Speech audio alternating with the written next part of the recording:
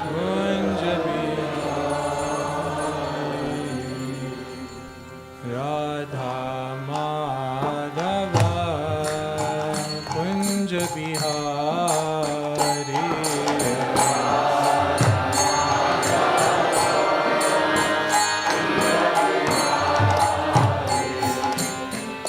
Gopi Jana Vallabha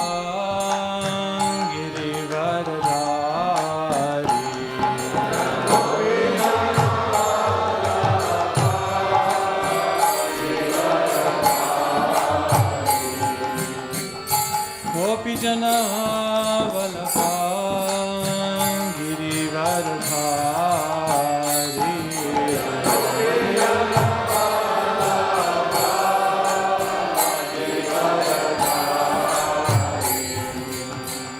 Yashodanandana Braja Jana Ranjana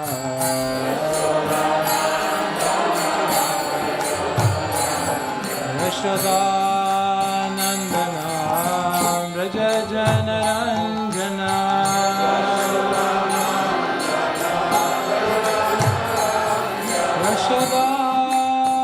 Yashodanandana Braja Jana Ranjana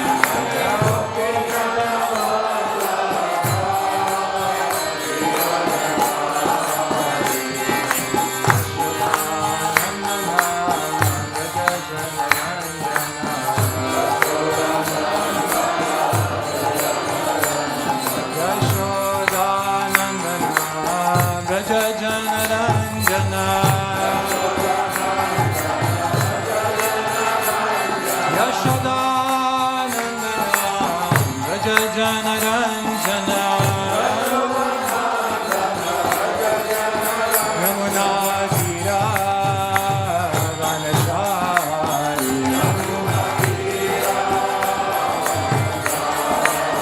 Yamuna Tira Vanachari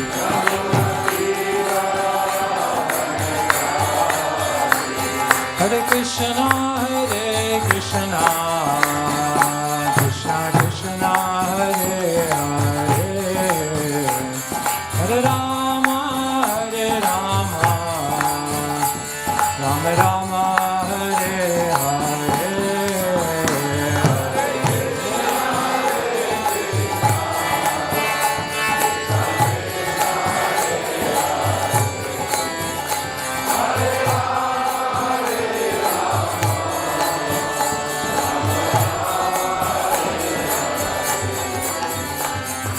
Krishna Hare Krishna Krishna Krishna Hare Hare Hare Rama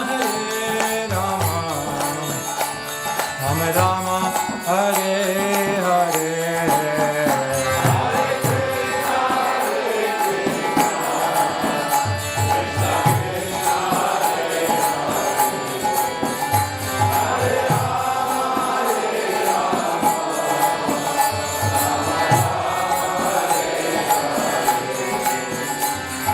Hare Krishna Krishna Krishna Hare Hare Hare Rama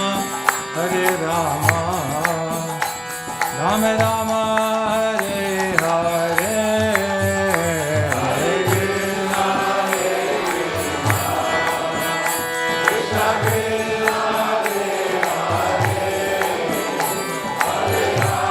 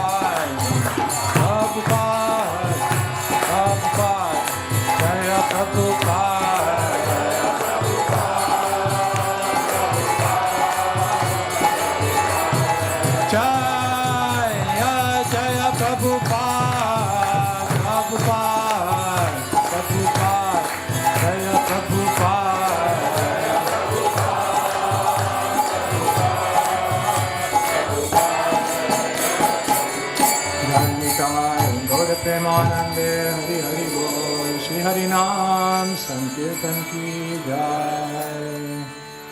ओम ज्ञानतिमिरान्धस्य ज्ञानञ्जनाशलाकया चक्षुरुन्मिलितं येन तस्मै श्रीगुरवे नमः।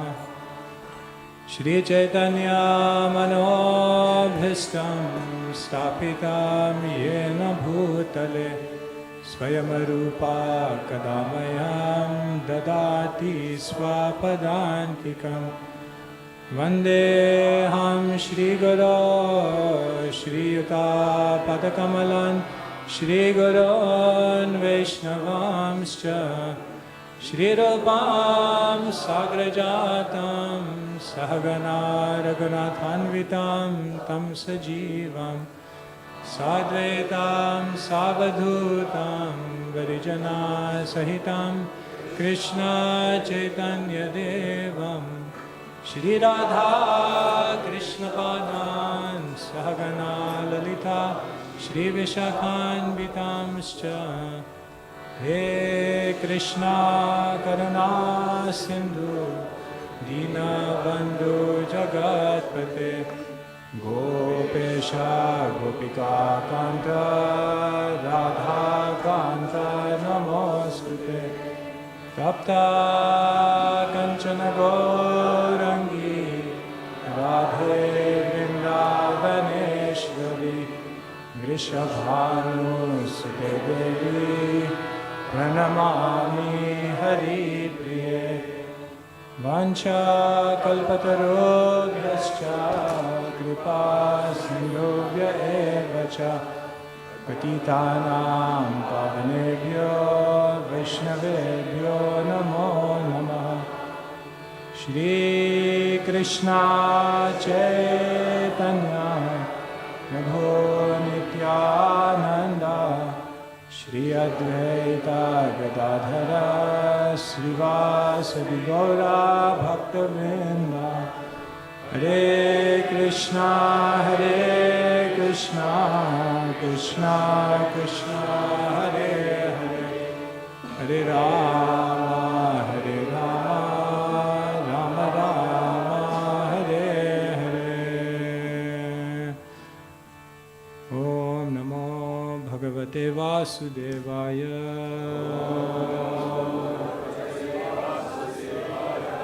ओम नमो भगवते वासुदेवाय। ओम नमो भगवते वासुदेवाय।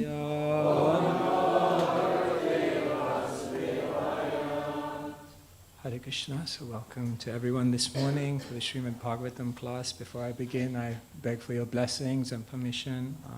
Our seniors are here. So please bless me that I can share something from the Srimad Bhagavatam. Today we're reading from Canto number 2, chapter number 9, entitled Answers by Citing the Lord's Version. And today we're reading from text number 32. Yavanaham yatha bhavo yadrupa gunakarmaka tatheva tattva vijnanam astute madanugrahat. Yavanaham yatha bhavo yadrupa gunakarmaka tatheva tattva vijnanam astute madanugrahat. Yavanaham yatha bhavo yadrupa gunakarmaka tatheva tattva vijnanam astute madanugrahat.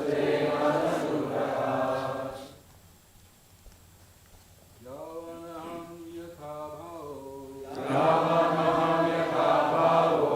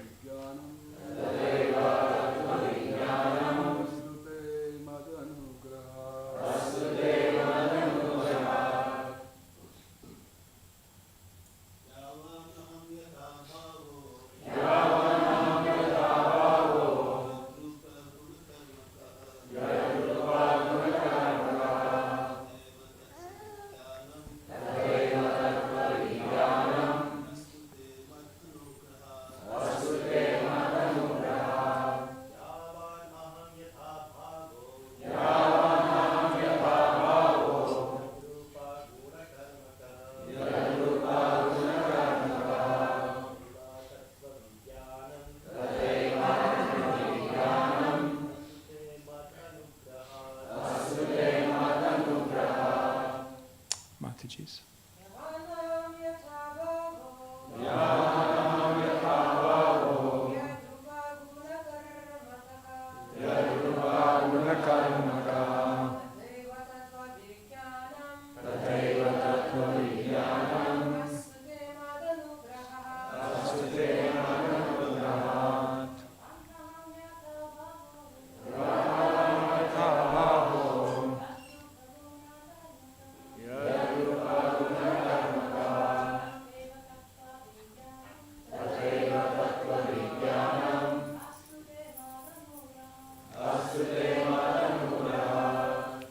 Yavan, as I am in an eternal form. Aham, myself. Yatha, as much as. Bhava, transcendental existence. Yat, those. Rupa, various forms and colors. Guna, qualities. Karmaka, activities. Tata, so and so. Eva, certainly. Tattva Vijnanam, actual realization. Astu, let it be. Te, unto you. Mat, my. Anugrahat, by causeless mercy. Translation and purport by His Divine Grace, Srila A.C. Bhaktivedanta Swami Srila Prabhupada Ki. Just to give context, this is the final verse before Krishna begins speaking Chatushloki to Lord Brahma. So there's Brahma asks many questions, and then Krishna replies in 6 verses. The 2 verses are the preface, and then the 4 verses are the Chatushloki. So this is the second of the preface verses, and then Krishna will speak Chatushloki. Translation: all of me, namely my actual eternal form and my transcendental existence, color, qualities and activities, let all be awakened within you by factual mercy, factual realization out of my causeless mercy. So purport is quite long, just over 2 pages, so I'll read it. Please follow along. Purport: the secret of success in understanding the intricacies of knowledge of the Absolute Truth, the personality of Godhead, is the causeless mercy of the Lord. Even in the material world, the father of many sons discloses the secret of his position to the pet sons. The father discloses the confidence unto the son whom he thinks worthy. An important man in the social order can be known by his mercy only. Similarly, one must be very dear to the Lord in order to know the Lord. The Lord is unlimited. No one can know Him completely. But one's advancement in transcendental loving service of the Lord can make one eligible to know the Lord. Here we can see that the Lord is sufficiently pleased with Brahmaji, and therefore He offers His causeless mercy to him so that Brahmaji may have the factual realization of the Lord by His mercy only. In the Vedas also it is said that a person cannot know the absolute truth, personality of Godhead, simply by dint of mundane education or intellectual gymnastics. One can know the supreme truth if one has unflinching faith in the bona fide spiritual master as well as in the Lord.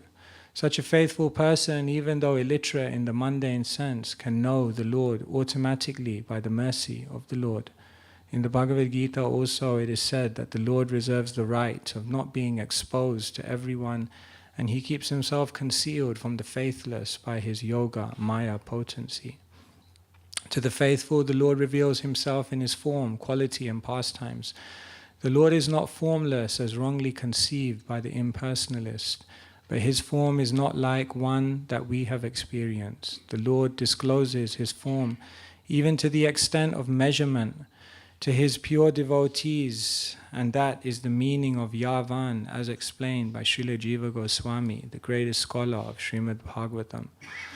The Lord discloses the transcendental nature of His existence. The mundane wranglers make mundane conceptions of the form of the Lord. It is said in the revealed scriptures that the Lord has no mundane form. Therefore the persons with a poor fund of knowledge conclude that He must be formless. They cannot distinguish between the mundane form and the spiritual form. According to them, without a mundane form, one must be formless. This conclusion is also mundane because formlessness is the opposite conception of form.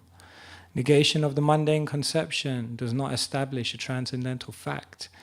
In the Brahma Samhita, it is said that the Lord has a transcendental form and that he can utilize any one of his senses for any purpose. For example, he can eat with his eyes and he can see with his leg. In the mundane conception of form, one cannot eat with one's eyes or see with his leg. That is the difference between the mundane body and the spiritual body of Sachit Ananda. A spiritual body is not formless. It is a different type of body, of which we cannot conceive with our present mundane senses. Formless, therefore, means devoid of mundane form or possessing a spiritual body of which the non-devotee can have no conception by the speculative method. The Lord discloses to the devotee his unlimited varieties of transcendental bodies, all identical with one another, with different kinds of bodily features. Some of the transcendental bodies of the Lord are blackish, and some of them are whitish. Some of them are reddish, and some of them are yellowish. Some of them are four-handed, and some of them are two-handed.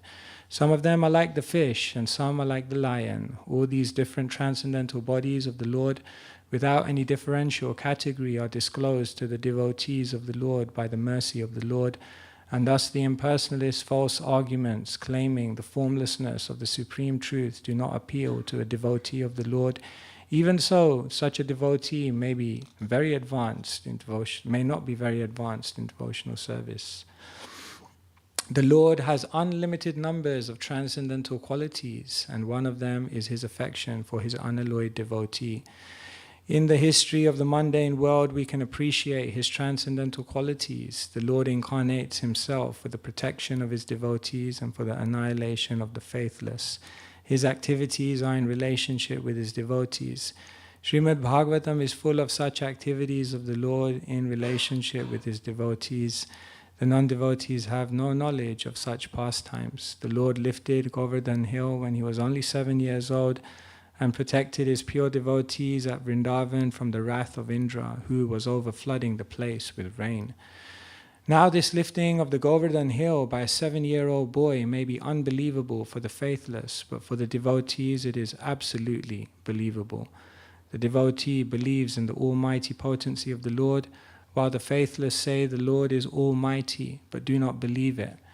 Such men with a poor fund of knowledge do not know that the Lord is the Lord eternally, and that one cannot become the Lord by meditation for millions of years or by mental speculation for billions of years.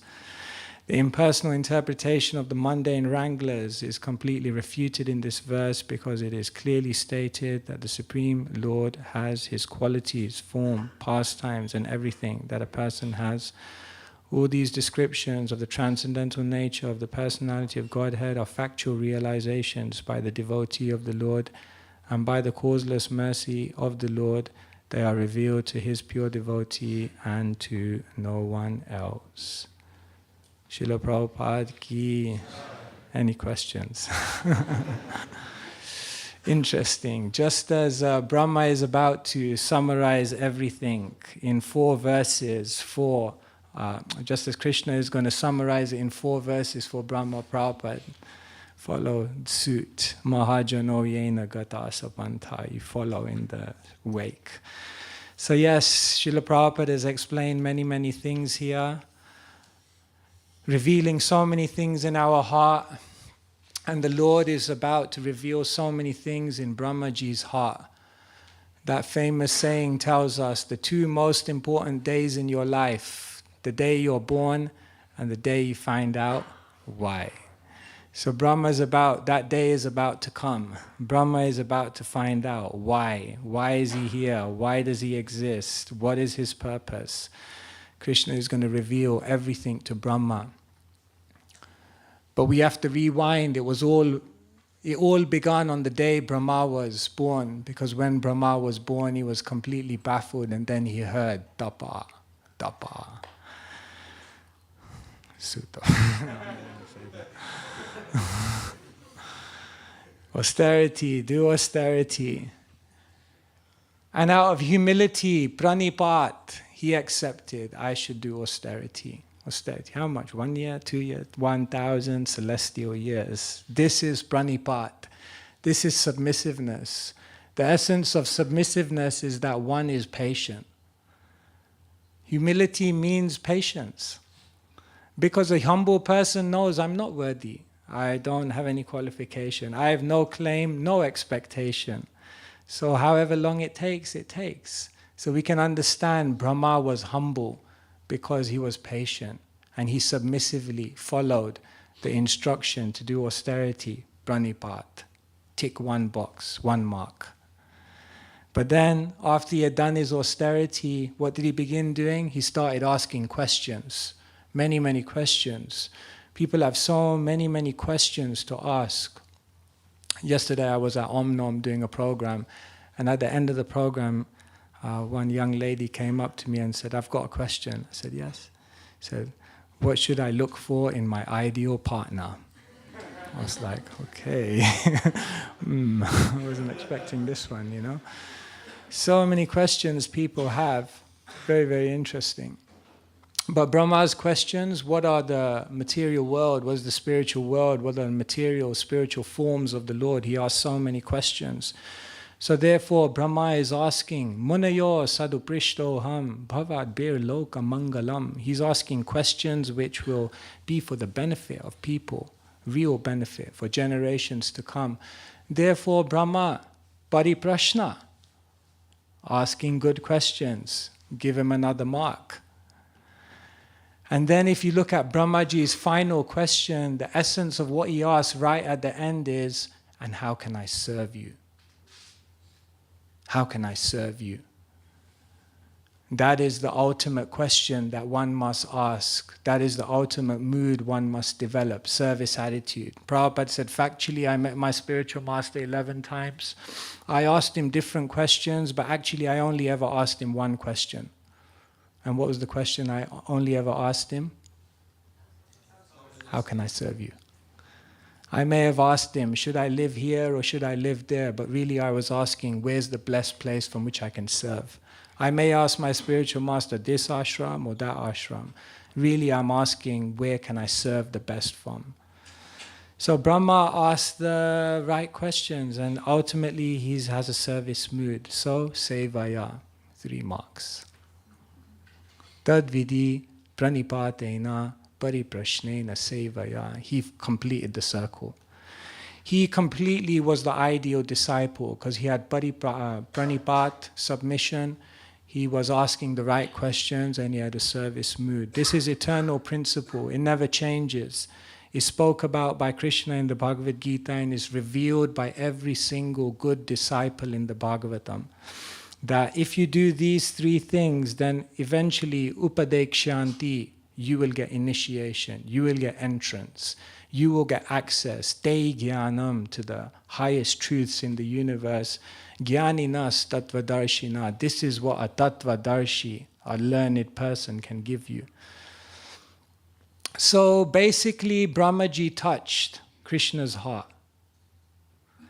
Parampara means this: the disciple touches the heart of the Guru. Because the disciple touches the heart of the Guru then opens his heart, reveals his heart. And when the Guru reveals the heart, then the disciple understands the heart. And when the disciple understands the heart, his own heart becomes filled with that mood. And then you know what happens? That disciple matures, and in the future, if someone else comes to that good disciple and touches that disciple's heart, then that disciple will reveal their heart. And then the other disciple will understand their heart, and then their heart will become filled. And like this, parampara, one after another. Parampara is not just the transfer of knowledge. Yes, of course it's a transfer of knowledge, but ultimately it's a touching of hearts. Every disciple is touching the heart of the Guru, and then every subsequent disciple is touching the heart of their Guru. And in this way, because the Guru is pleased, then one learns truth. You will learn truth from studying scripture, not alone. Because Tarko pratishtha shrutayo vibhinna nasha vrishir yasya matam na bhinnam dharmasya tattvam nihitam guhayam mahajano yaina gata sapantha. The secrets of Dharma are hidden within the hearts of the Vaishnavas. And therefore, one has to somehow get access to the heart. And then one can understand what is actually the truth. In this case, the Guru is Krishna. That's good, because Dharman tushakshad bhagavat pranitam. Dharma begins from the Lord. So Lord knows Dharma. He enunciates Dharma. And therefore he is teaching Brahma. So this is Parampara. The disciple basically has to touch the heart of the Guru. That's what it is. Because if the Guru is pleased, then the Guru will give everything. And that is basically the tradition of how it all goes on. Same thing we see between Sri Chaitanya Mahaprabhu and Rupa Goswami. Actually, Kaviraj Goswami draws the parallel between Brahma and Krishna, and between Rupa Goswami and Chaitanya Mahaprabhu. Tene Brahma Rida ya adikavaye muyanti yat surayaha. We hear right in the first verse of the Bhagavatam that Krishna, Tene, imparting Rida within the heart of Brahma, Brahma Gyan, knowledge, Rida in the heart, ya adikavaye, because Brahma is the first created living being. Muyanti yat surayaha. And this tattva that Krishna is giving to Brahma within his heart is not understandable. It bewilders even the demigods. So this is the line. Tene Brahma Rida ya adikavaye muyanti yat surayaha. Kaviraj Goswami says this same line can relate to Rupa Goswami and Chaitanya Mahaprabhu. Tene, thus Chaitanya Mahaprabhu, Brahma gave Brahma Gyan, but not just Tattva Gyan, he gave Rasa Gyan. He gave Rasa Gyan. Rida, where? Into the heart of who? Adika Vaye, not just the first created living being, but the original poet. Who's the original poet? Rupa Goswami. Muyanti yat surayaha. And this poetry, this knowledge, this Rasa Gyan has the power to intoxicate the demigod-like devotees. Therefore, Kaviraj Goswami, in the beginning of Rupa Goswami instructions to Rupa, he cites a very beautiful verse. Vrindavaniyam rasake livartam kalena lupta nijashakti ukta sancharya rupe vyatanot punaya. That these Vrindavan pastimes were lost. So the Lord wanted to recreate the pastimes of Vrindavan in the world, and therefore he imparted within the heart of Rupa Goswami the knowledge by which Rupa could. So Rupa perfectly understood Mahaprabhu's heart. He conquered Mahaprabhu's heart, and therefore Mahaprabhu opened his heart. It's incredible. If you look in the Chaitanya Charitamrita, there's just this scene. You just have to picture it for a moment. It's Jagannath Rath Yatra. Millions of people have come. The atmosphere is at fever pitch. The kirtan is going. Jagannath then comes out. He's intoxicated. Jagannath is moving. And Mahaprabhu is there in the kirtan. Now Rath Yatra has gone to another level because Mahaprabhu is there. Jagannath is there and Mahaprabhu is there. So you can imagine the scene is reaching fever pitch. And as Mahaprabhu catches a sight of Jagannath, he just goes into overdrive of ecstasy. He just doesn't know. He doesn't know what he's feeling, how to express it. So Mahaprabhu has no idea how to express his emotions. So then what Mahaprabhu does is, as he sees Jagannath, he starts reciting this verse. Ya Kaumara Hara Sa Eva Hivaras Ta Eva Chaitrak Shapas. What is the next line? Techon militam malati surabhayo prodha kadamba nila. He starts singing this verse. This is incredible because this is basically mundane poetry. This is just the poetry of the love of a girl for her beloved. Ya Koma Rahara Saeva Hivaras. Yes, that one who was so dear to me, I'm meeting them again. These are the same moonlit nights of Chaitra that we are meeting under. We are meeting again, and it's like the malati flowers are going through the Kadamba forest and the breeze is entering my nose. It's just a mundane love song. I mean, you got to imagine there's London Rath Yatra. It's like it's fever pitch, and then a shining sannyasi comes who's considered like very elevated, and yes, you please lead the kirtan. And as everyone is there in the emotions of Jagannath, imagine they just go on the mic and they start singing a Bollywood song.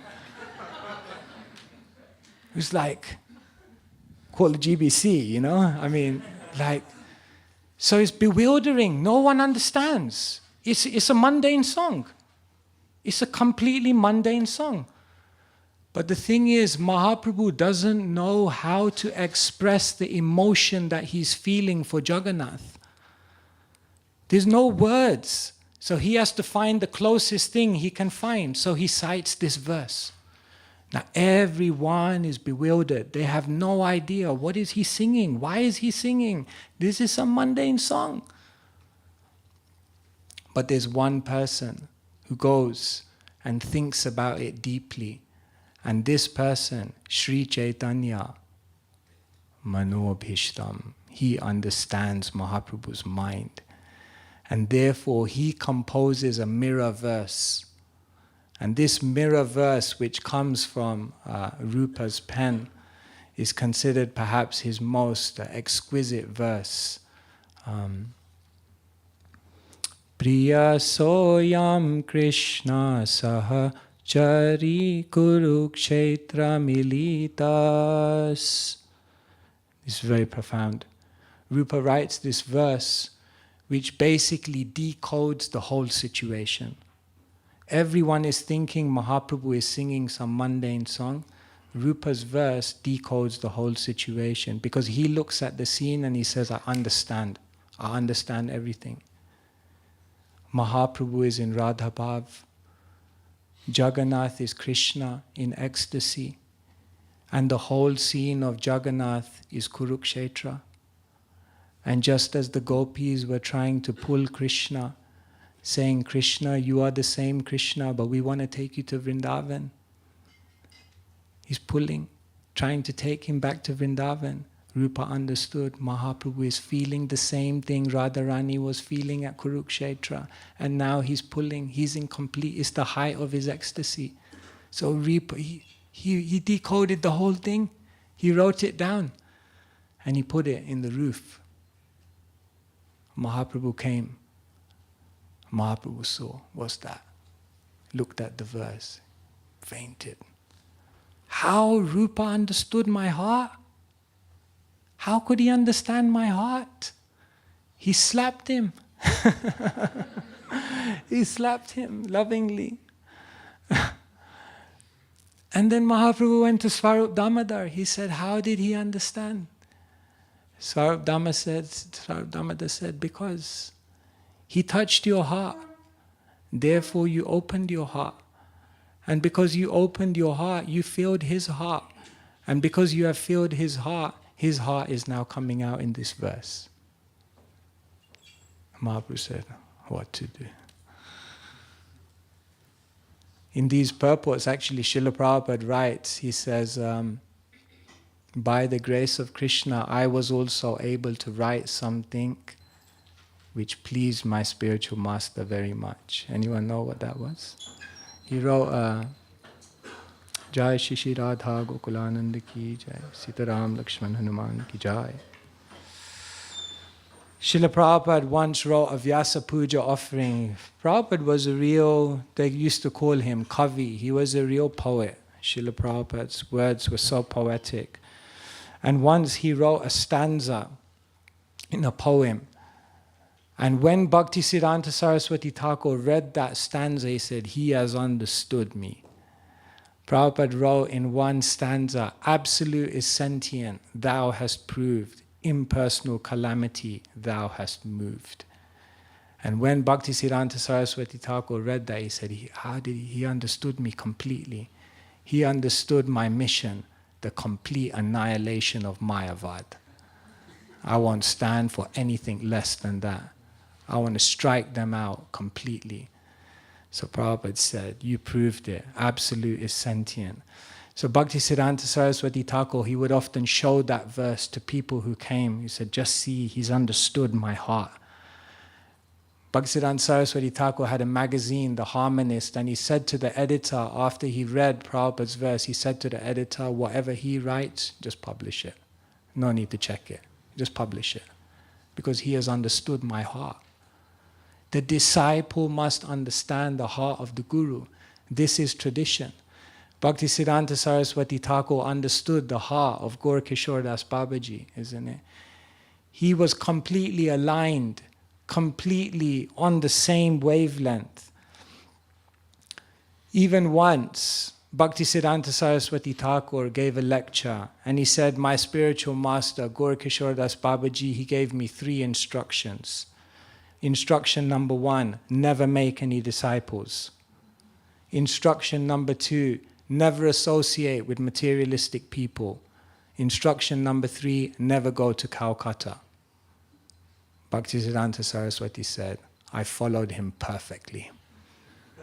Really? He said, people think I made so many disciples, but I never made any disciples. I saw all of them as representatives of my spiritual master. I saw all of them had come to instruct me. He said, people think I associated with many materialistic people, but association means you take something from someone. But when I associated with all these people, I never took anything. I was just giving. And he said, I never went to Calcutta, because whenever I went to Calcutta, I stayed in Bagh Bazar temple. And that's not of this realm. That's in the spiritual world. I followed my spiritual master perfectly. I understood his heart. So Brahma understood Krishna's heart. Rupa understood Mahaprabhu's heart. Bhaktisiddhanta Saraswati Thakur understood Gaur Kishore Das Babaji's heart. Srila Prabhupada understood Bhaktisiddhanta Saraswati Thakur's heart. That is how Parampara goes on. We must touch the heart of our superiors, and then they open their heart, and then we understand their heart. So we have to, just like we're reading how Brahma just became such a wonderful disciple, we also have to become worthy. We have to touch the hearts. Sometimes in order to know how to become a good disciple, it can help to know what is a bad disciple. Because the good things we know, like Sevaya, Prashna. But what does a bad disciple mean? Actually, there's a verse given in Shastra of 6 types of bad disciple. So you can see maybe some of these mentalities come in that need to be avoided. Alirbano Jyotishaka Stabdi Bhuta Kimeikaka Preshikas Cheva Sadete Sevakadhama. Sadete, there are 6 kinds, Sevakadhama, of inferior disciple. Are you interested? Want to know? What are the 6 types of inferior disciple? The first one is Ali. Ali means a bee. Bee-like disciple. Why is a bee-like disciple inferior? Because a bee just goes from flower to flower, buzzing around, getting a bit of nectar from here, getting a bit of nectar from there, but a bee is not committed anywhere. A bee is basically the sign of fickleness, the sign of someone who can give up their affection and attachment for someone very, very easily. So sometimes some disciples are like that. There's a dramatic show of surrender. And Gurudev, from this day on, till the end of eternity, I will. And then after some time, nowhere to be seen. That is the fickleness of the bee-like disciple. So we should understand that the good disciple has great loyalty, has great chastity. No, my spiritual master, I can never leave. I can never leave my spiritual, how much he has given me. Just like Srila Prabhupada was in San Francisco, 67, he became very sick, he had to go back to India. The devotees were thinking, wow, how are we going to survive without Srila Prabhupada? So someone made a suggestion. Srila Prabhupada, maybe when you go back, you can bring one of your godbrothers to act as your temporary replacement. And Mukunda Maharaj tells the story that Prabhupada just was very quiet. And Prabhupada said, my spiritual master was no ordinary spiritual master. He saved me. And then Prabhupada began crying. And then the devotee realized, oh my God, how could we even have thought of that? That someone could replace Srila Prabhupada? Prabhupada said he was no ordinary spiritual master. The be-like disciple doesn't understand this. They don't understand how much they were invested with, how much mercy they received. You can never leave. So the first lower disciple is the be-like disciple, alir. Then the second lower type of disciple, bana, isn't it? Bana, pushpa, Krishna is known, pushpa banaya.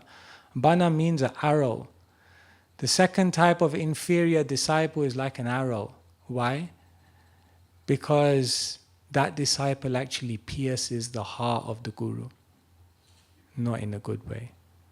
By their words and their deeds, they cause pain to the spiritual master. Prabhupada said, you took vows in front of Agni, you took vows in front of the Vaishnavas, you took vows in front of Krishna, in front of the Guru. You must honor them. That is gentleman, that is noble. So when the disciple acts in a way which is in violation of the Guru's direction, then he becomes like an arrow disciple. Instead of going out to fight Maya and declare war on illusion, he aims those arrows back at the Guru and shoots the Guru. Prabhupada said, I'm suffering so much because my disciples are not following. So then Shastra says this is the second type of inferior disciple, bana, and like an arrow. And then the third type of inferior disciple, Jyotishaka. Understand? Jyotishaka. What's Jyotish? Astrology. Third type of inferior disciple is the astrologer disciple. Have you ever heard of the astrologer disciple? The astrologer disciple is ready. Yes, I've got my instructions from Guru Maharaj. I'm ready to do it. I'm ready, but everything just has to be aligned properly. This planet has to be in the 7th house, and then this has to be rising. This influence has to be extinguished. The nakshatra has to be like this, and everything is perfect. Then I'll do.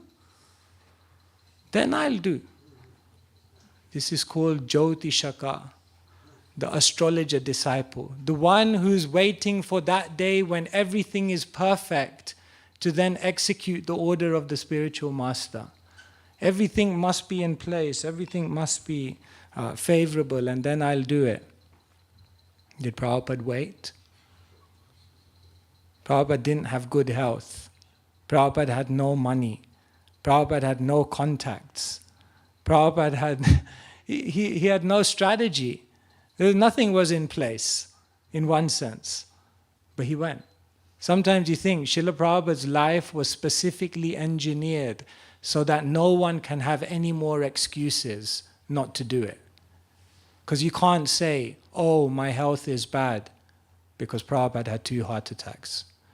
You can't say, well, I don't have so much material security. Well, Prabhupada had 40 rupees in his pocket. You can't say, well, I don't have the support of many, many people around me. Well, Prabhupada had no one with him. So the third type of inferior disciple is the Jyotishaka, the one who tries to wait till everything's perfect. And what happens? Ayur harati vepum sham. The sun rises, the sun sets, and while the disciple is waiting for the ideal time, life is taken away and has to come back all over again and implicate the spiritual master in that negligence. Fourth type of inferior disciple, Shtabdi Bhuta, which literally means lazy intelligence, lazy disciple. Disciple who knows what they're supposed to do. They know they should do it.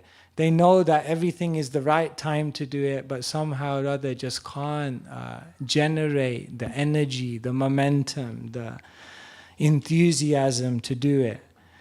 The best disciple can't bear to waste their energy. Srila Prabhupada just spent every last bit of energy to serve Bhaktisiddhanta Saraswati Thakur. No stone left unturned. Srila Prabhupada just was the complete antithesis of laziness. Like his spiritual master told him, preach in the English language, so he could have written one article, but he didn't. He wrote 60 volumes. He could have opened one temple, but he didn't. He opened 108. He could have preached in one country, but he didn't. He went around the world 14 times. He could have initiated one disciple. So many things. He could have just done it, but he just went more and more and more and more and more.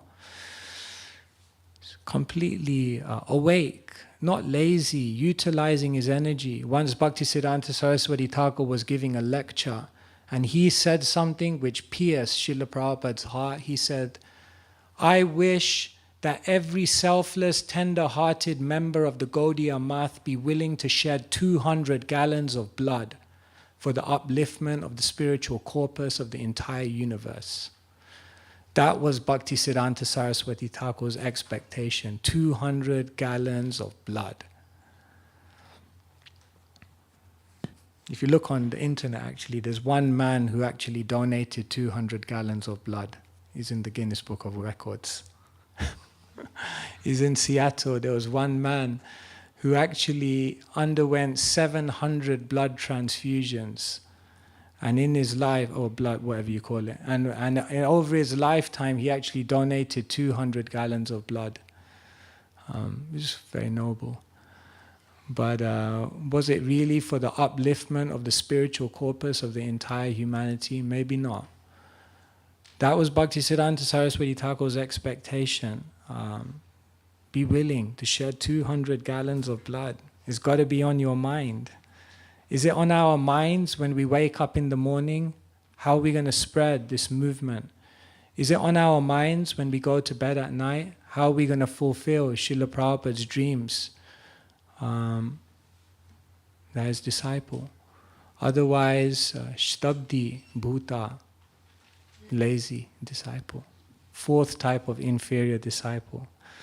Fifth type of inferior disciple, Kimeikaka. This is very interesting. Kimeikaka.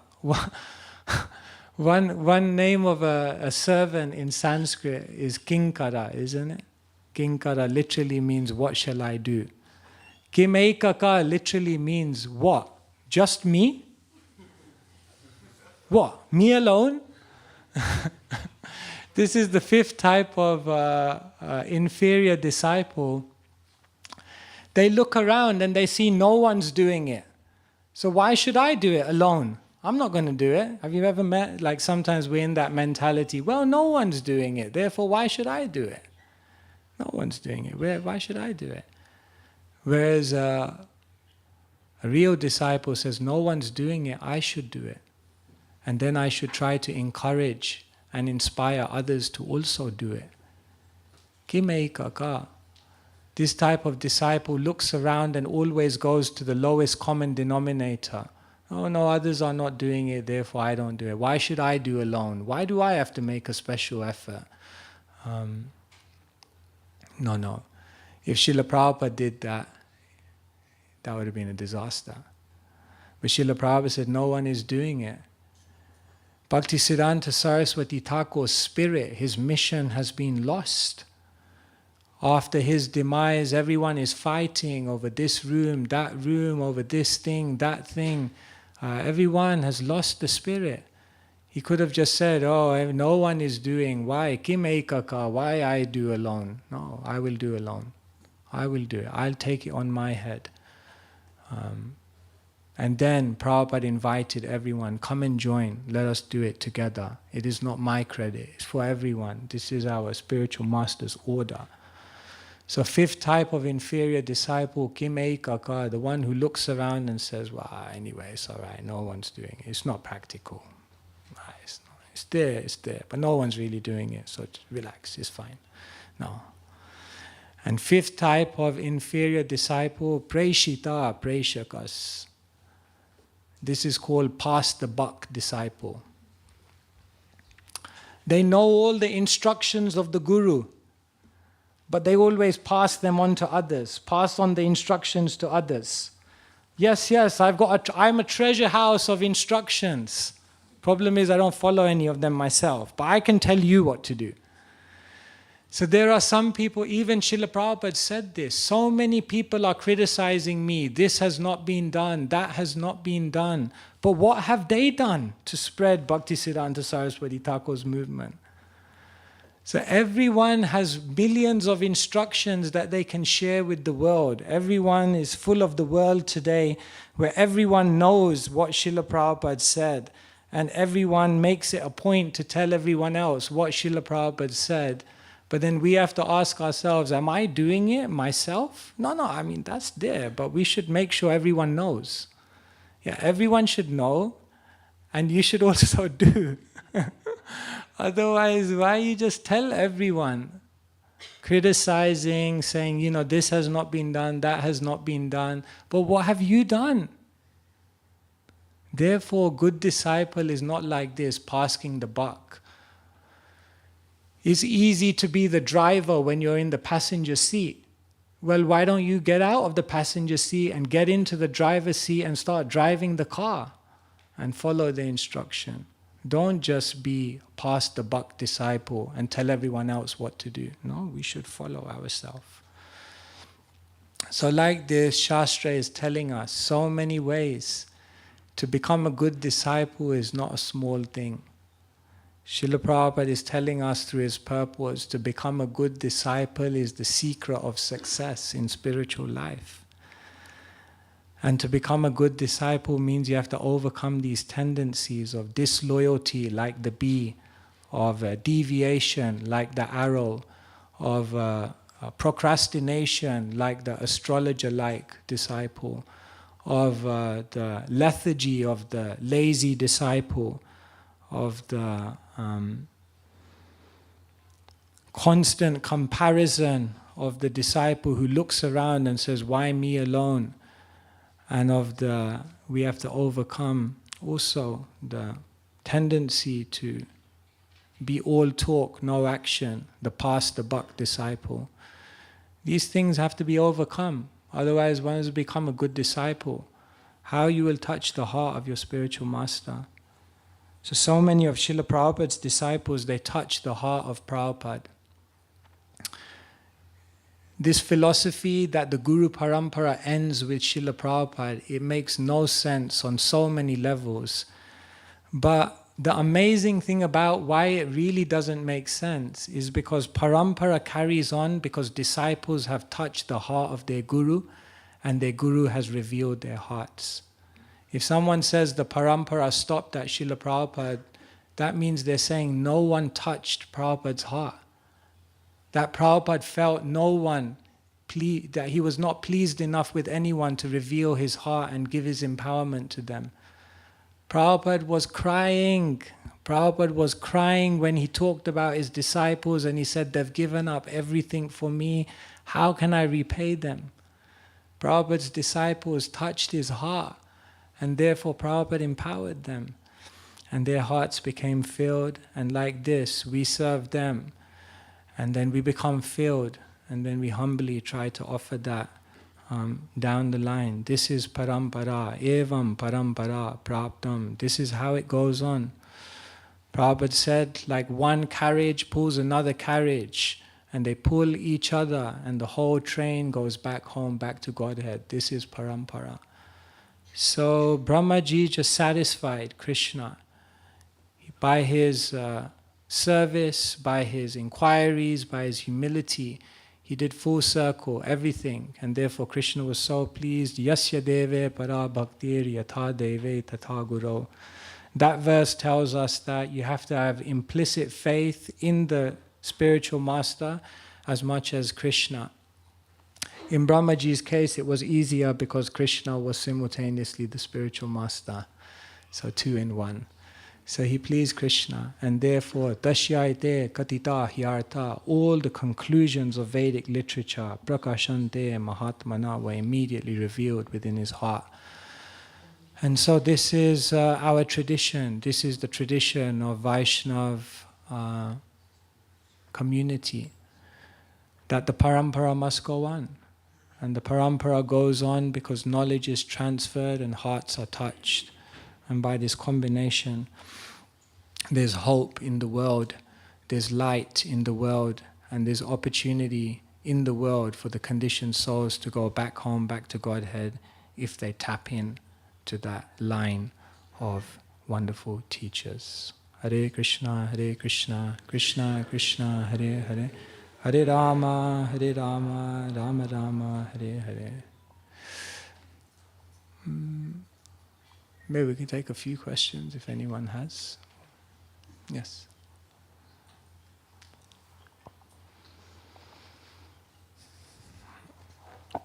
Hare Krishna Maharaj. I was wondering if someone criticized Srila Prabhupada that he was waiting too long to execute his spiritual master instruction to go to the West. How can we justify his decision and defend him?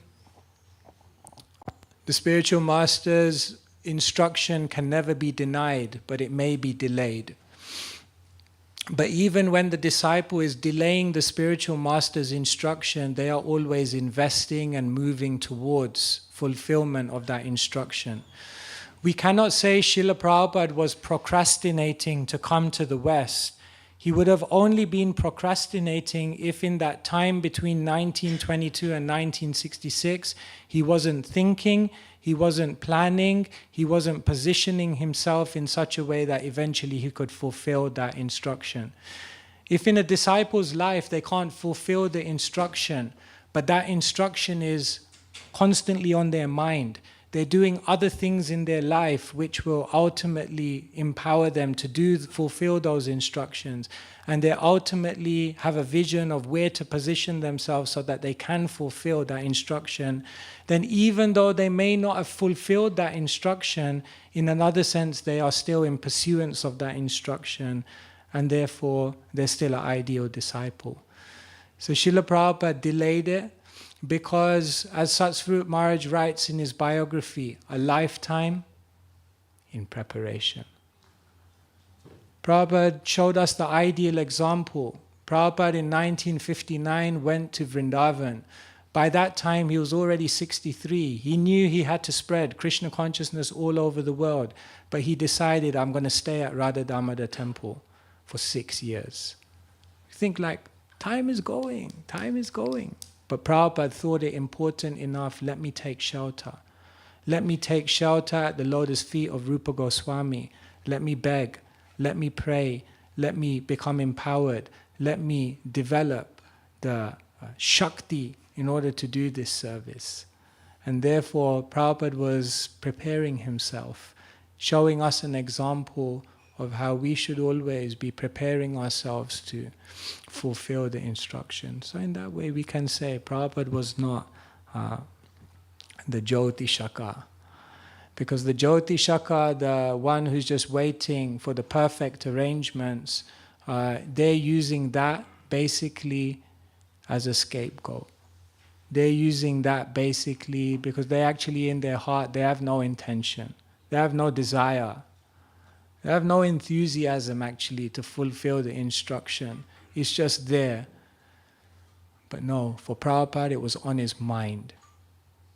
Prabhupada said, I was initiated the first moment I saw Bhaktisiddhanta, I accepted him in my heart. So Prabhupada was such a vessel.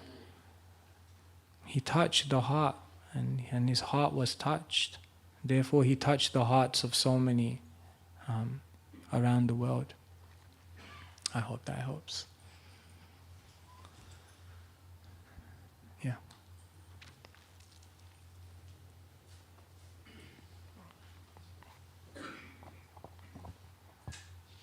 Thank you for the class, Maharaj. Amongst senior devotees, sometimes there's differences of opinion. Many of the times it's presented as if it's not quite clear what Prabhupada said and what should be done. So then, in that situation, even though the younger devotees want to follow, younger devotees want to serve, they're put into confusion because differences of opinion between the seniors. So then, how should we approach that, or how should we, have the right mood and understanding?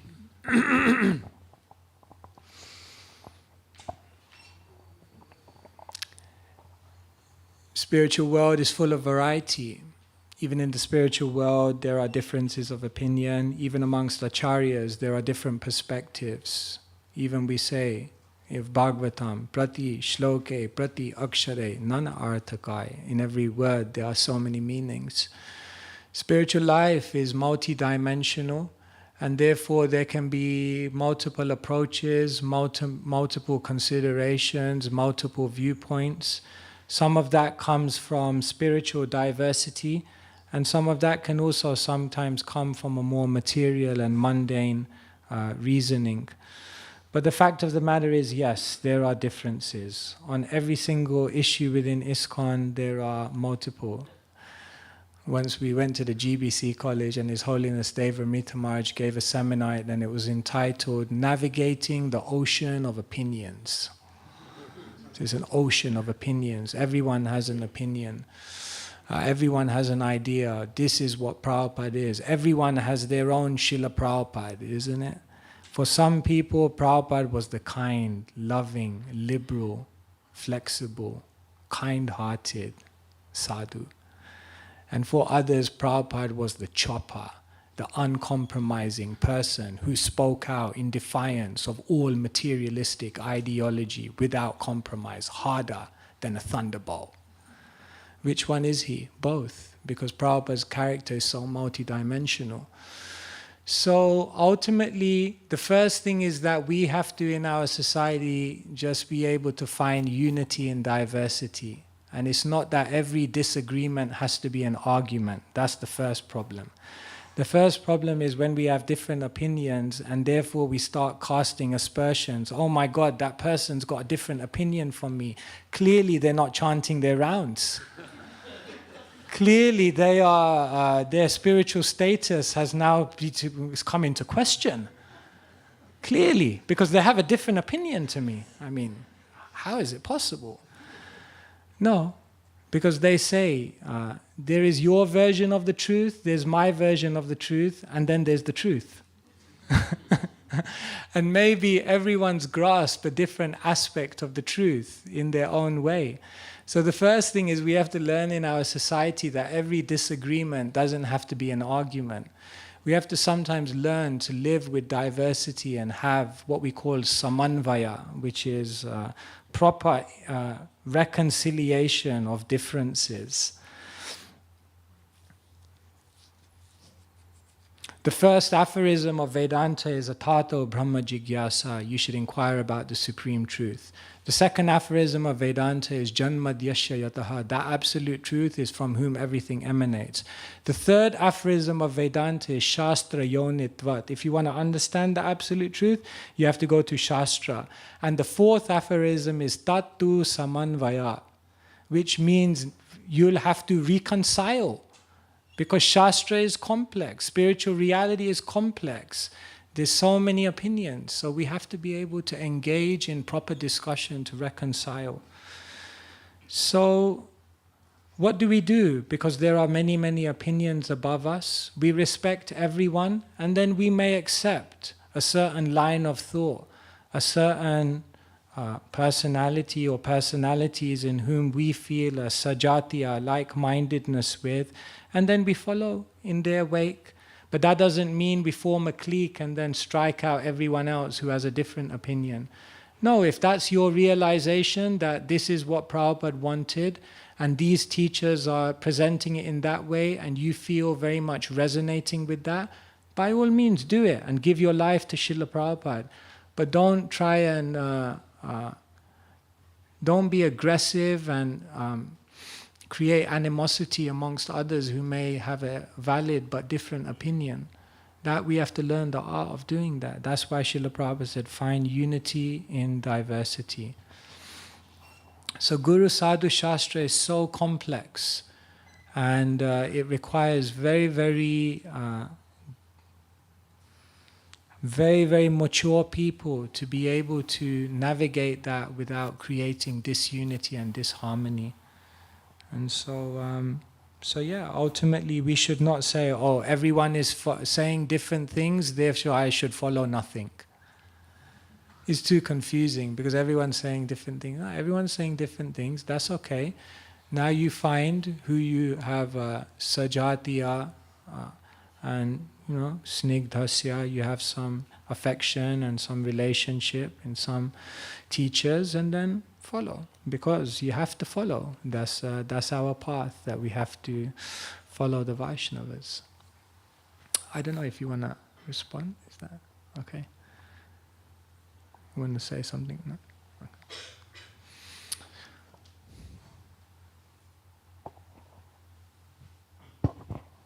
Hare Krishna Maharaj, thank you for the class. We often hear a lot about, the importance of Vani and following the instructions of the spiritual master. I was just wondering, does Vapu also play an important role for the disciple? And should that be a factor for one who's, trying to choose a spiritual master? Everything is individual. Everyone's a different person. Srila Prabhupada met his spiritual master 11 times. He didn't have so much Vapu association. Everyone is a different person and may require a different thing.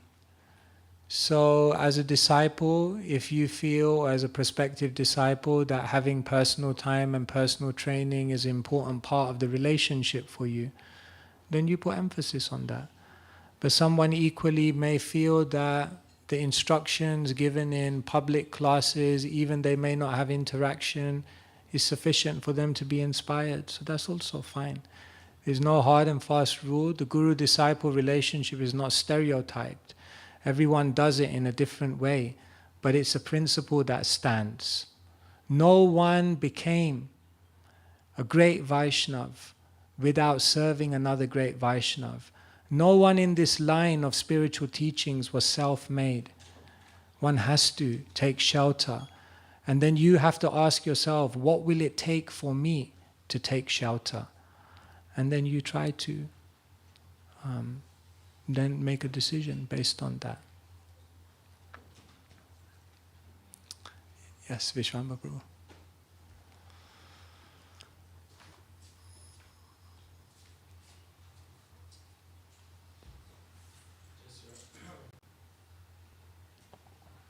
Hare Krishna. I just, with your permission, want to make a little comment on the difference opinion. In the Bhagavatam, there is a passage where Srila Prabhupada said that the tangible proof that we are all individuals, that that everyone has a different opinion. Mm. And Prabhupada said this will clarify, will establish, personalism over impersonalism. Otherwise, if everybody has The same opinion, there is no God. Then we are all God. So Krishna has given us, that it's a very nice purport. I can't remember, the reference, but I just wanted to elaborate a little bit more that the problem is that there is nothing. it's good, to have different opinion. We can differ in details, but not in principles. The problem is that we don't just express opinions. We have a this is a tendency for everybody in this world. Rarely I find someone who is expressed the opinion and then they're detached from it. But the problem is, that we become judges as well. We start to, we're surrounded, ISKCON is full of judges. So many judges. And that's why there is a conflict. It's not the opinion the problem, but it's when we start to judge. Holding to a certain viewpoint and Exactly. judging others if they don't hold the same. And then, we become not just judge, but also executor. So we put in all the heart and the feeling, and we waste so much time, in castrating and killing the reputation of other devotees. It's in general, in every religions, Jesus Christ was crucified because of that. So I think it will be a great lesson if devotees, they can express their feeling, but without judgmental Others. Reaction. Thank you. It's Hare very Krishna. important. Yeah, That's all. that's beautiful. I think Panchatattva had a... I'll just make a comment just before Panchatattva.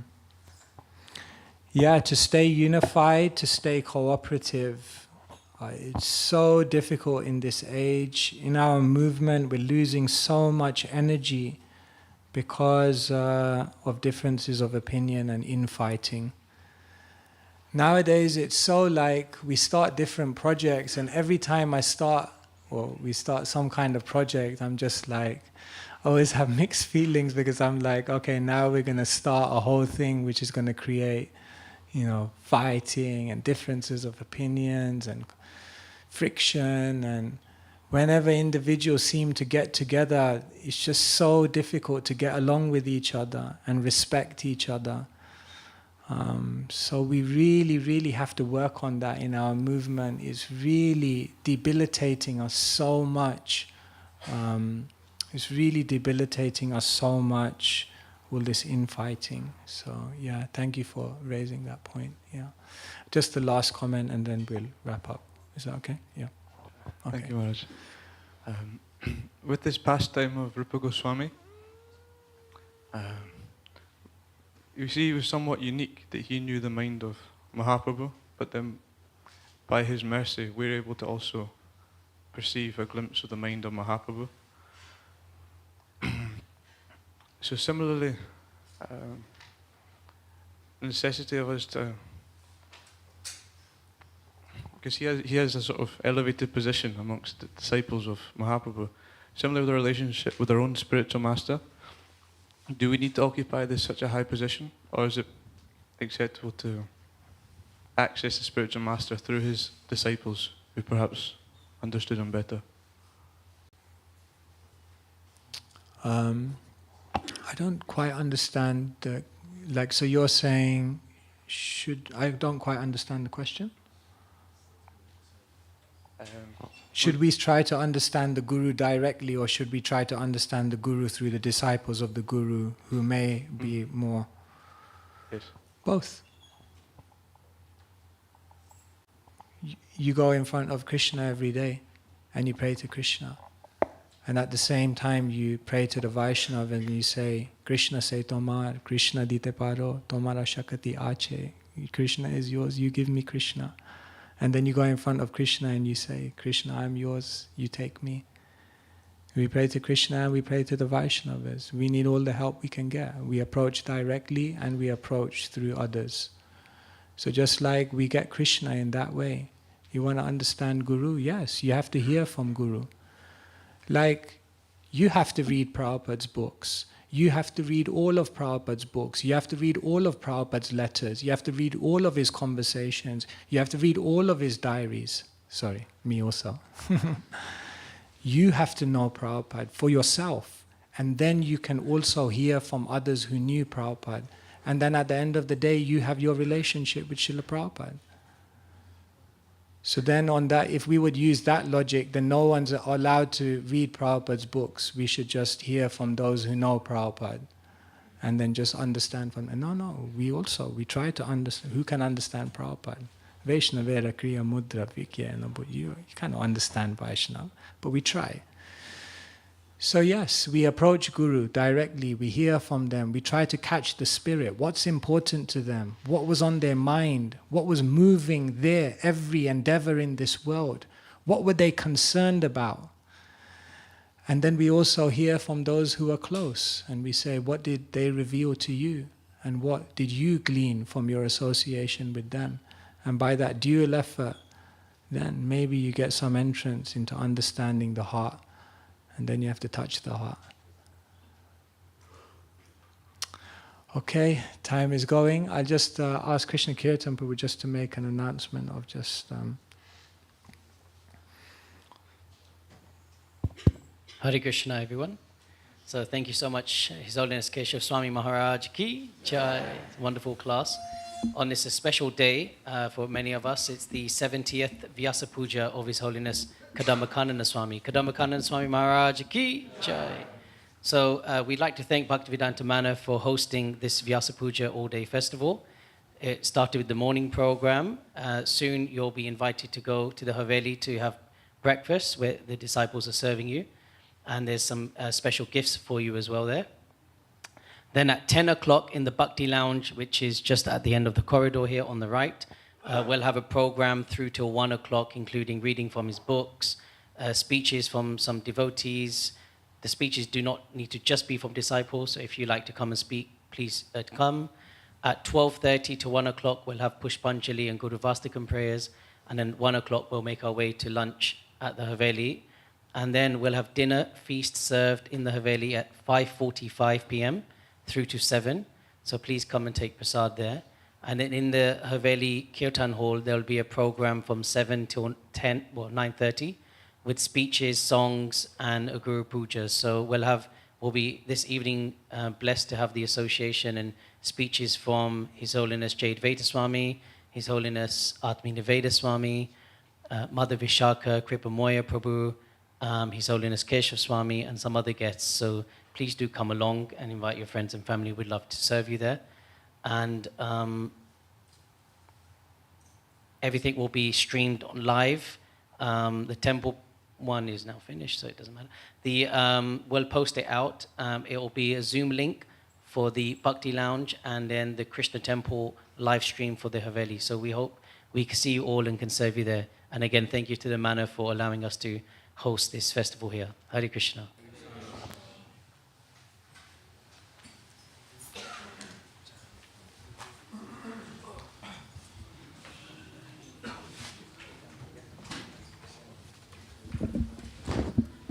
Hare Krishna. We need the temple room emptied in the next 2 minutes. We'll be locking the temple room. We need to do some works in here, so please do make your way out. Hare Krishna.